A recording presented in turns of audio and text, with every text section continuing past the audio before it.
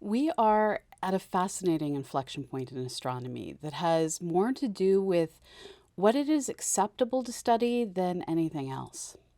Once upon a time, long, long ago, in a big haired decade called the 80s, it was the scientific norm to look down on people who thought Mars might once have supported life. While some folks argued there could be life out there among the stars, very few thought it was worth money looking for it. There were exceptions. In 1984, the SETI Institute was founded as a place that could maximize the effectiveness of the limited funding that was going to search for extraterrestrial intelligence and to study all the variables that go into the famous Drake equation that describes the probability of life. There were big names like Carl Sagan, who worked through the 70s, 80s, and 90s to promote the idea that we should include greetings to other civilizations on the spacecraft we send out of our solar system. And in 1985, his book Contact gave us that simple concept. It would be an awful waste of space if we are alone in the universe. Nevertheless, as I grew up, I was indoctrinated with the idea that we could be alone and we are alone in our solar system. But somewhere in this century, a change of tide occurred. I don't know exactly where it started, but I know some of the forces involved.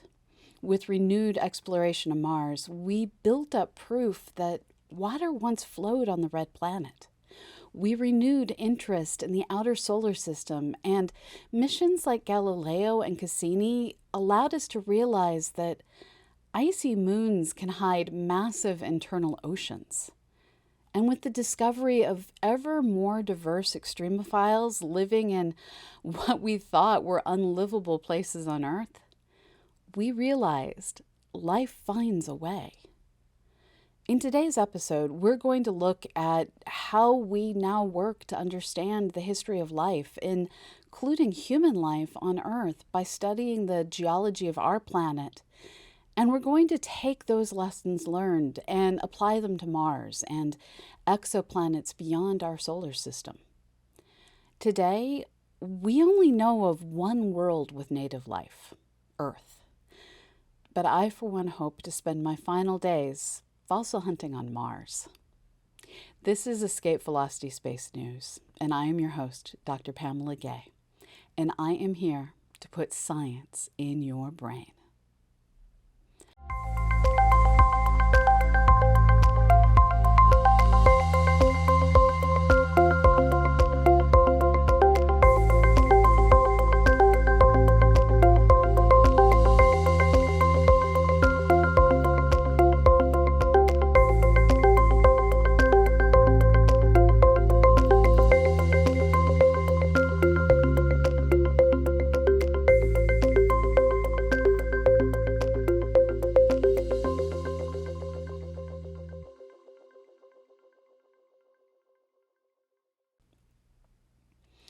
One of the most remarkable truths of science is that what occurs here is the same scientifically as what occurs elsewhere in the universe.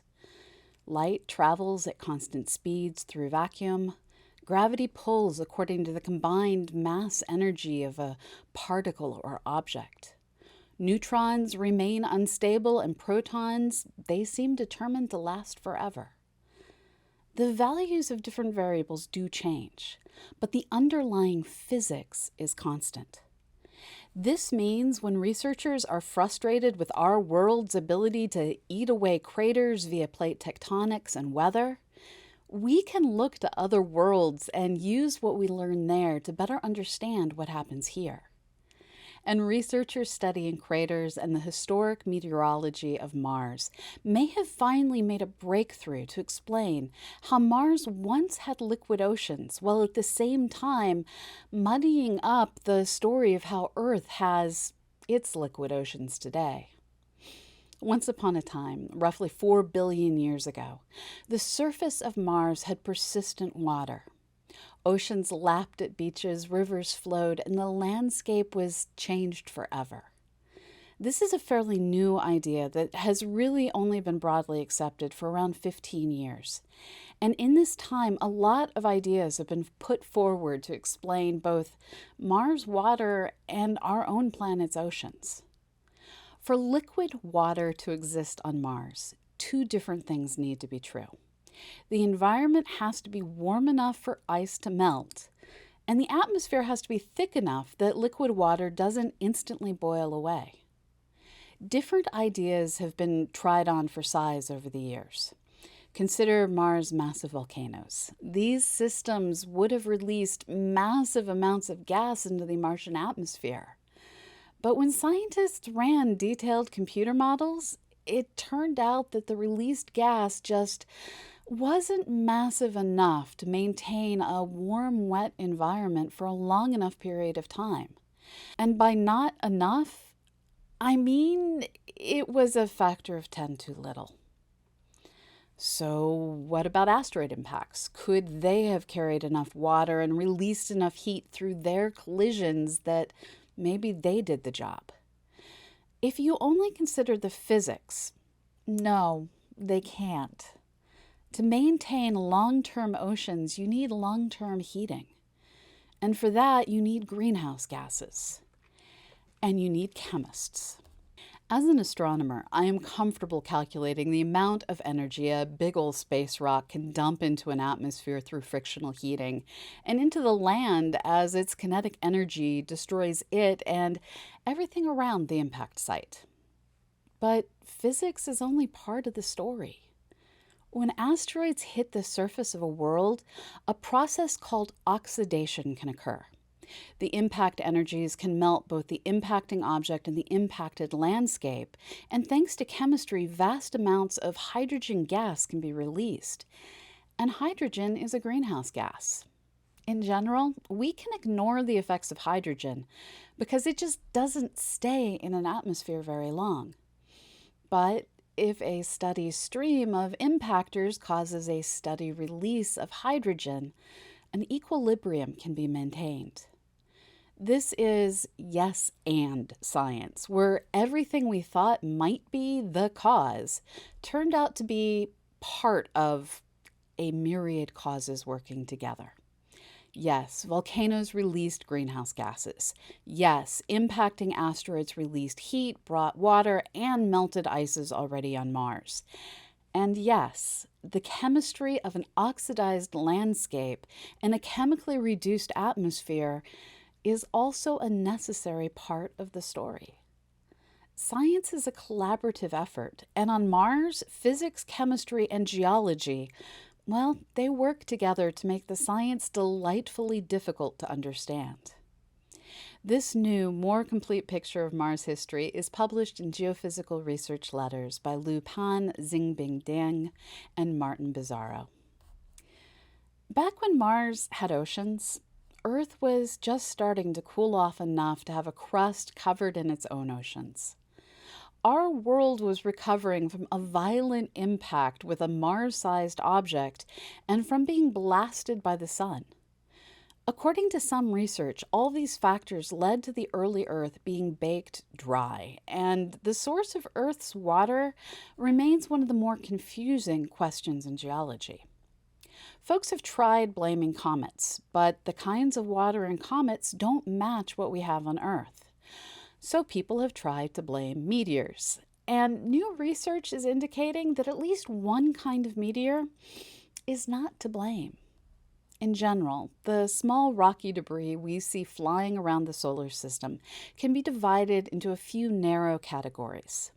There are vast numbers of rocks made of unprocessed materials. Called chondrites, these objects haven't participated in planet or even dwarf planet formation, and they are pure relics of the stuff everything in our solar system is made of. There are also remnants of failed or shattered worlds. Iron from cores, pallasites from the warm boundaries around metal cores, and a whole variety of other rocks that once belonged to some geologically active wannabe world. One kind of meteorite, the achondrite, are rocks that were once melted into magma. In new research looking specifically at meteors formed from objects that were melted, researchers have determined formally melted rocks contain no water. And if that sounds like an obvious statement, recall that water can get locked into rocks as just one molecule of many that combine to make really cool minerals. But in this case, the formally melted rocks actually don't contain water. This means that any water brought to Earth by meteors had to come from unprocessed, unmelted meteors, like those chondrites. While we are largely recycled materials, it turns out our water, at least, came from the pristine leftovers of our solar system's formation. After the break, we're going to look at how our world has been shaped through planet-scale events and how physics shapes at least some of those events. Stay tuned. One of the more unexpected difficulties about doing science is human nature. We want things to be simple. We want there to be one thing that caused water on Mars. We want there to be one source of dark matter. We want one way for galaxies to form. The universe doesn't play like that. The universe is an improv artist that just keeps saying yes and. Factor in life's habit of finding a way, and some questions get super difficult super fast. Consider Australia. This island continent is home to some of the oldest rocks in the world and some of the oldest human relics in the world. But at this point, the rocks are far better understood than the human relics. Consider Majiba Bay. This sandstone rock shelter in the Northern Territory of Australia has rock art and artifacts dating back to at least 50,000 years ago and possibly to more than 65,000 years ago. But it is just one site. While archaeology has often led us to expect that where there is one set of remains, others should be found nearby, this one region seems to reside alone. Called the Arnhem Land, this region is key to the original migration of humans to Australia, and this region has been utilized by Aboriginal peoples throughout its long history. Remarkably, rock paintings trace much of this history as they go from depicting the historic mangroves to the influx of freshwater creatures to the eventual arrival of Europeans.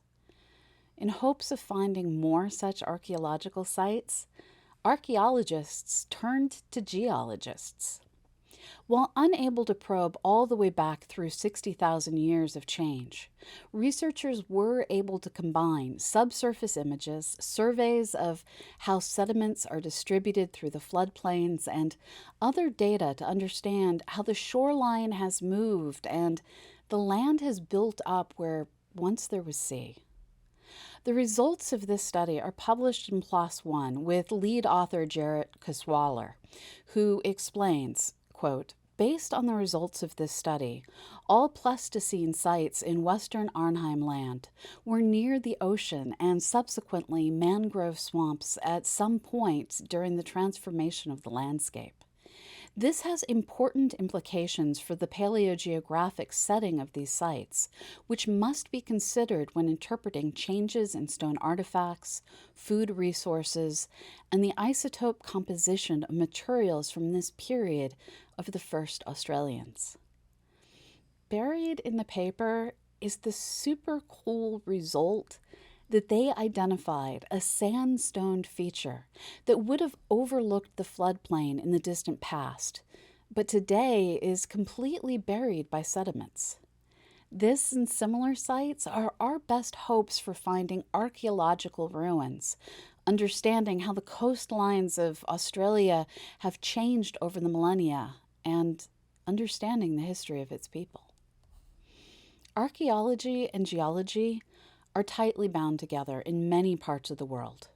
Most famously, the cities of Herculaneum and Pompeii were buried by an eruption of Mount Vesuvius in 79 Common Era. While the complete destruction of multiple cities is horrifying and dramatic, That eruption has nothing on the 16th century before Common Era eruption of the island of Thera, which became modern-day Santorini. That eruption blasted apart the island, sent tsunamis throughout the region, and destroyed the Minoan civilization on the island of Crete. The Minoans were perhaps the first great Western civilization, and their alphabet, Linear A, is an ancestor to several modern alphabets.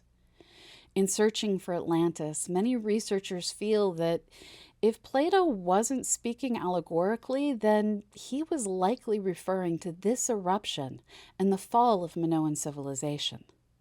Geologically, this eruption was able to bury the city of Akrotiri and coat the region in a continuous layer of white temphra that can be used to date archaeological sites. Meteorologically, there is evidence of this eruption potentially being linked to a year without summer in China and destructive volcanic lightning in Egypt. To fully understand how and why this volcano was so destructive, it is important to understand just how much material was produced during the eruption. Unfortunately, a lot of the material from this eruption went into the ocean, and an accurate set of measurements has been lacking. And this is why we need more ocean-going research vessels. During a suite of different expeditions, oceanographers were able to map out the thickness of volcanic ash deposits and better estimate the amount of magma deposited. They were also able to map out pyroclastic flows around the island and use seismic data to map out what lurked beneath the land and the sea floor. This was the first time researchers have been able to accurately measure all the different kinds of volcanic deposits. Put together, this new study finds an eruption volume of roughly 34.5 cubic kilometers of material, which is somehow an amount significantly less than prior estimates. This lower number comes from their measurements of the pyroclastic flows being significantly smaller than past estimates, showing that vast damage can occur from less volcano than we thought. These results appear in the journal Nature Communications, and this work was led by Jens Karstens. Currently, the volcano on Santorini is quiet, but there are new volcanoes building new islands nearby that someday, far in the future, may have their own island-destroying explosions. What we learn from Santorini and the fall of the Minoan civilization informs how we prepare for the future in all those parts of the world that live in the shadow of active volcanoes. As we've said before, and as I'm sure we'll say again, our planet is active.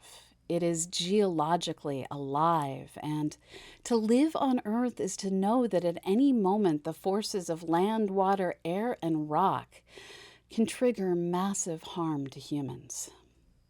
Sea rise will affect our societies just as it affected those first peoples to settle in Australia. Volcanoes are always causing problems, with Guatemala's Fuego volcano demanding attention just last week. And then we also have earthquakes. Back in 2019, I was in California for the 4th of July Ridgecrest quake and its pre- and aftershocks. That quake was the first time I personally experienced how a fault can release in multiple steps, with both a 6.4 and 7.1 magnitude quake, making life more interesting than I was really expecting for a holiday adventure. Understanding the factors that cause some quakes to have massive aftershocks, while others are one and done, is vital when searching for survivors in damaged structures. And currently, we don't have that vital information. But a new paper in Geophysical Research Letters may get us one step closer. In this research by Thomas Goebel, Emily Brodsky, and George Dressen, researchers created fault lines in large cylinders of granite and then subjected the granite to massive forces to see how the rock would eventually shift along the fault line. Remarkably, in the lab, they were able to produce the entire diversity of quake activity that we see in real world slip faults. They found that where granite samples had smooth faults, the eventual slip would be very large but smooth without numerous aftershocks. In faults that were rougher, the major event would be smaller, but there would be numerous aftershocks. Statistically, the distribution of foreshocks and aftershocks they observed is the same as seen in real world events. The total amount of energy released during an earthquake and its related fore and aftershocks is determined by how much energy is built up and ready to release. This research tells us that two fault lines with the same amount of built up energy can release that energy very differently. When a fault can slide smoothly, we will get a much larger primary quake with few aftershocks, while jagged faults will release their energy across numerous events, of which more than one may be large, but none will be. 2 weeks ago, correspondent Beth Johnson interviewed Dr. Chenoa Tremblay about how a new partnership between the SETI Institute and the Very Large Array will allow researchers to both search for possible alien signals and do advanced science. This is made possible by a new processing system that works in the background to reprocess data collected for science to also look for signals of intelligence. Since the beginning of 2023, this system has been detecting signals from the Voyager 1 spacecraft to verify that the system works. This month, that system is exiting its testing phase and beginning day-to-day operations. It's always cool to me when a new science project or instrument goes online, but this instrument made me realize something.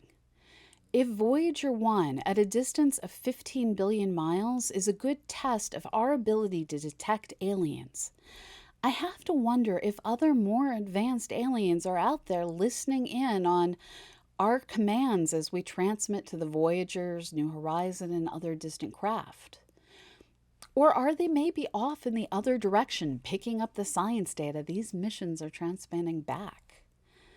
These kinds of can ET detect us questions are the kind of thing that I think every science or science fiction loving person asks at least once in a lifetime.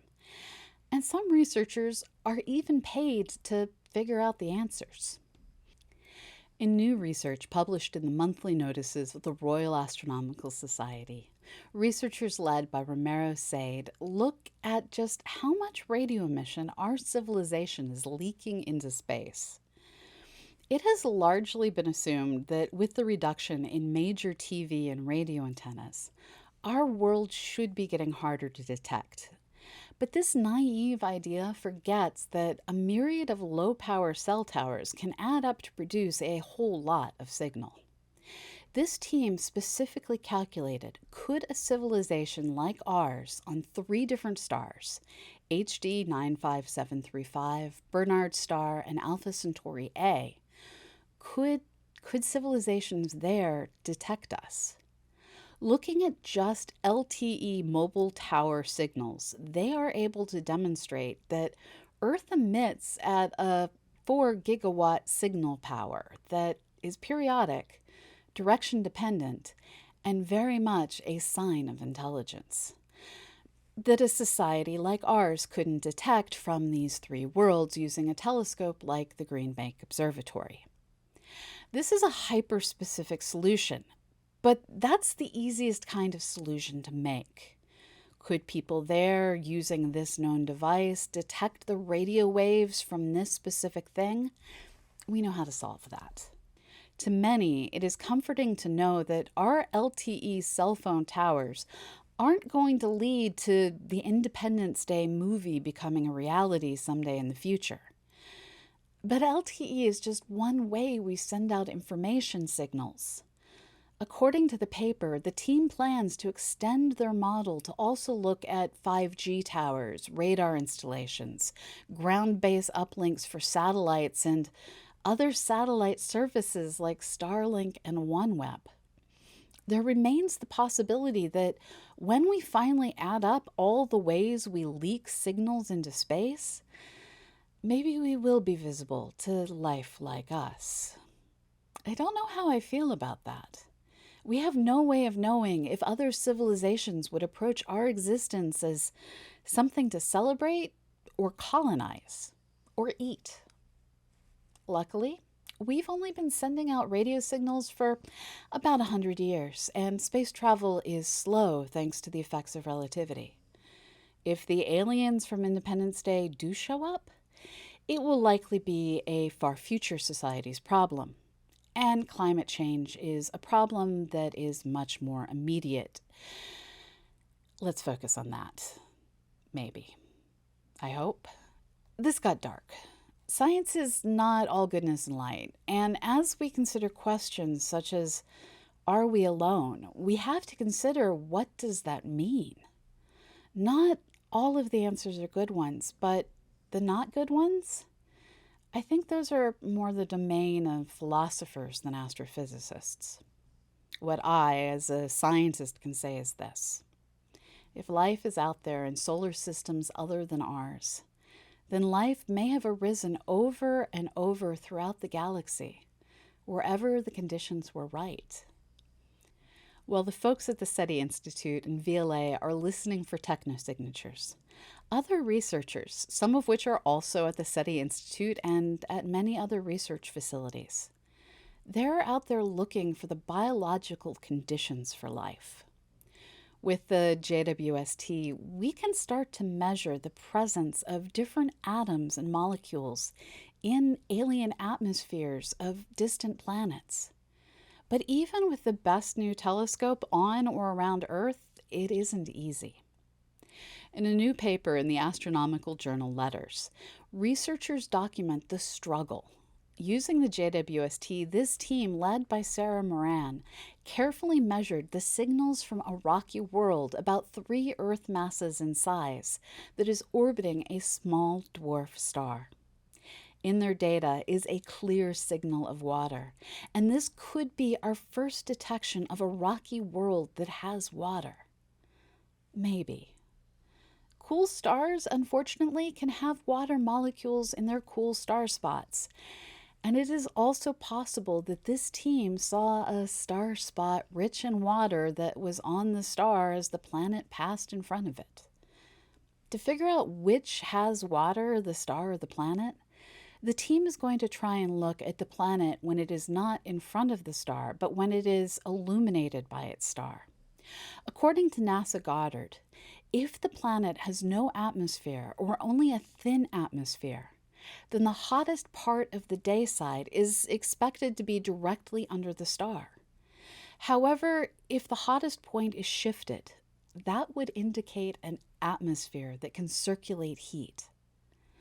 Ultimately, observations at shorter infrared wavelengths by another JWST instrument, the Near-Infrared Imager and Spectrograph, will be needed to differentiate between the planetary atmosphere and star spot scenarios. And of course, the answer could be both. Both the planet and the star could have water. And if that's the case, we're going to be trying to understand this system for a while. For now, we have a possible rocky world with water, no known alien radio signals, and our radio signals can't be detected by life like us, at least not the LTE cell signals. I think we're safe from aliens for now. And I also think we're getting really close to finding signs of life in our lifetime. Are you ready? After the break, we'll be bringing things back to the more comfortable topics of spacecraft and rocket launches. Stay tuned. Before we get to our rocket news, I have an update on ESA's JUICE mission. Launched on April 23rd, this mission is on an 8-year cruise to the Jupiter system. During that time, JUICE will get gravitational assists as it flies past the Moon, Earth, Venus, and the Earth a few more times. It is also slated to visit the asteroid 223 Rosa. Unfortunately, at the time of this recording, the large antenna that JUICE plans to use for radar mapping, it's stuck. It just doesn't want to fully deploy. On May 3rd, ESA Operations shared they had commissioned JUICE's attitude control thrusters and large main engine. This was done with the plan of literally shaking the spacecraft in very scientific ways in order to try and free the antenna. On their Twitter account, ESA Operations stated, quote, "Shakeups will be combined with slews, rotations, that'll turn the spacecraft and get the stubborn mounting bracket, currently in the cold shadows, into the light and warmed up. Slews begin tomorrow." End quote. I really hope that by the time this airs, we'll have an update to stick in the lower third that explains how this wild plan worked. If you would like to try your hand at flying JUICE, you can. Sort of. The Kerbal Space Program is encouraging players of KSP-2 to recreate the ESA JUICE mission and try your hand at recreating the mission's many gravitational assists. Since this is KSP and not real life, you can start small. Get your mission to the Jupiter surrogate, Joel, and then add features and destinations with future flights. It feels almost wrong for me to be sharing this Kerbal Space Program news when Eric is truly a KSP master. But I guess it's more cool to talk about real rockets at the end of the day. Next up, I'm pleased to welcome on aerospace correspondent Eric Mattis for this week's Tales from the Launchpad. Hey, Eric. Hi, Pamela. On May 8th, Rocket Lab launched 2 satellites for NASA's TROPICS constellation into orbit from New Zealand.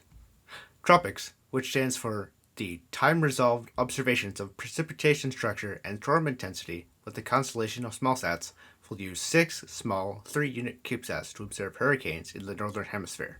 The constellation requires multiple satellites in very different orbits, so a dedicated small launch vehicle was chosen. NASA's first choice was Astra's Rocket 3, but that vehicle failed during launch, resulting in the loss of the inaugural pair of TROPICS satellites. This failure didn't jeopardize TROPICS, however, as it can operate with only 4 satellites in the constellation. Still, the contract for subsequent launches was awarded to Rocket Lab. This launch was successful. The rocket accelerated very quickly with only 10 kilograms of payload, which was cool to see on the livestream. After a quick burn in space to adjust the orbit, the upper stage deployed the satellites. This event happened while it was out of ground station range, but Rocket Lab confirmed it as soon as possible. The final pair of TROPICS satellites will be launched very soon on another Rocket Lab Electron rocket. That rocket is already prepared at the launch site, and Rocket Lab says it could happen in as little as 2 weeks from the first launch, which was another consideration in awarding the contract to Rocket Lab. The ability to conduct multiple launches in a short period of time is invaluable for missions like this. Also this week was the latest cargo resupply mission to China's Tiangong space station. Tianzhou 6 launched from its usual launch pad on the island of Hainan off the coast of the Chinese mainland. The Long March 7 rocket lifted off in the early morning UTC time on May 10th and headed to orbit and docked with the Tiangong station about 7.5 hours later. Carefully packed inside were 7.4 metric tons of supplies. According to Chinese media, Tianzhou 6 carried almost 4.5 cubic meters of additional cargo compared to previous missions because some spacecraft systems were moved outside of the pressurized volume into its service module. Included in the cargo was some fresh fruit, which is important for morale during extended space missions. Tianzhou 6 also brought up a new freezer to store food. In the future, astronauts will have access to more variety of food because of the increased space. Like American spacecraft supplying the ISS, it also brought up a few CubeSats for deployment at the station. One we know of is named Dalian 1. It has a high-resolution camera and will also test a new propulsion system. Tianzhou 6 will spend a few months in space, after it will be filled with trash and sent to burn up during re-entry over the Pacific Ocean. Also on May 10th, SpaceX launched another batch of Starlink satellites from Slick 4E at Vandenberg Spaceport Base. The conditions for the launch were clear skies for a change, and the Falcon 9 booster successfully landed on the drone ship Of Course I Still Love You about 8 minutes and 40 seconds after launch. We keep track of orbital launches by launch site, also called spaceport. According to RocketLaunch.live, so far this year, USA has had 34 launches, China 18, Kazakhstan 4, India 3, Japan, New Zealand, and Russia each have had 2, and French Guiana, Israel, and the United Kingdom each have had 1. Of those 68 launches, there have been 4 failures, reminding us that space is hard. Thanks, Eric. Before we go, I have a story that is a feel good news story in a super weird way. Out in the Pacific, between Hawaii and California, is a truly massive garbage patch. Formed where multiple ocean currents come together to form a vortex. This region has collected enough plastics, lost fishing nets, and other debris to cover an area 3 times as large as France or 2 times larger than Texas. The garbage is terrible. Microplastics are now in everything, and it is unclear what effects these chemicals will ultimately have on humans and everything else in the food chain. But as bad as the garbage is, there was one bright piece of information to come out of a recent survey of life in the garbage patch. It turns out that some of the same kinds of life that thrive in the floating seaweed of the Atlantic Ocean's Sargasso Sea also thrive in the North Pacific floating garbage patch. Sailing crews were able to collect jellyfish, snails, barnacles, and crustaceans, and other surface-dwelling life. These same kinds of life weren't found in the same large numbers outside of the garbage patch. Where there is no seaweed, apparently soda bottles will do. Life finds a way. And that's it for now. Good night, everyone. And remember to go look up.